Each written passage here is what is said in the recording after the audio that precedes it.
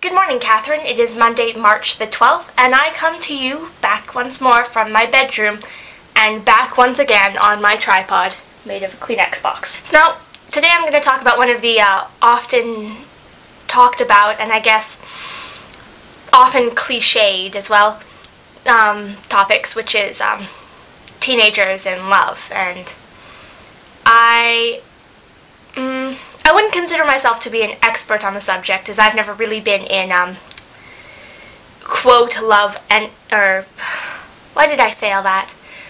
Quote love unquote.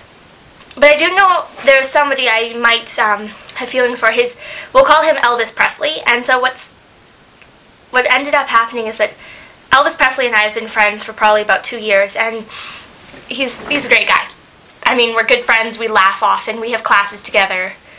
He was recently in our school's production, and it was just awesome. And you already know about all this because I talked to you on Facebook about this, asking for relationship advice. Now, my opinion on him has changed a bit in the past weekend. I guess when teenagers fall in love, they find it so urgent because they believe, what if we die tomorrow? What if we never live? What if we never find the same love we feel for, person? What if Jenna falls in love with Sam and I never get Sam?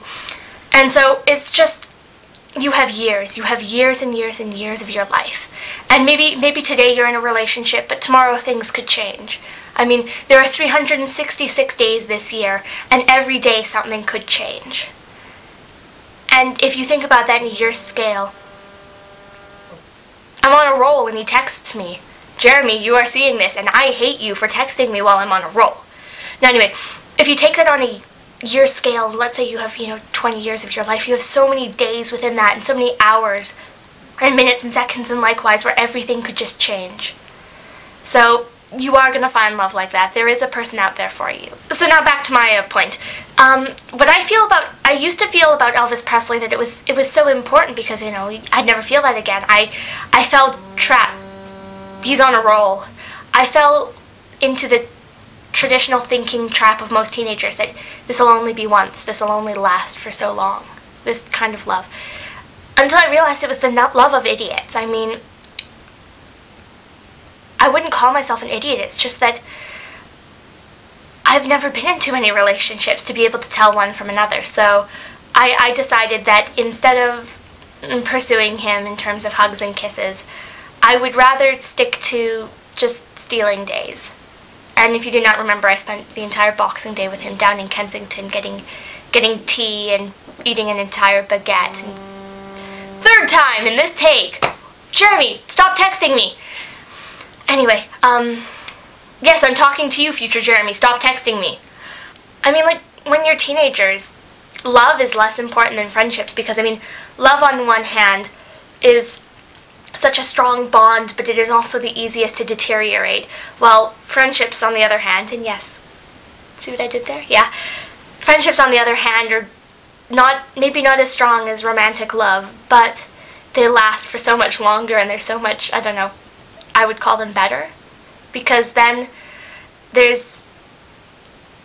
I'd say there's no rush, there's no pressure, but that'd just be silly. But yeah, I think friendships are kind of more important.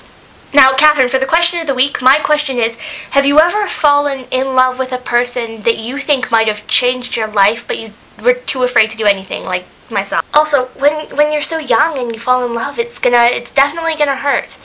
But not because, if it falls apart, it's gonna hurt just as much as if it comes together, but it's gonna hurt because it matters. I mean, whether you're too afraid to tell somebody that you love them, whether you're too afraid to take the next step in the relationship, anything, it's just gonna hurt.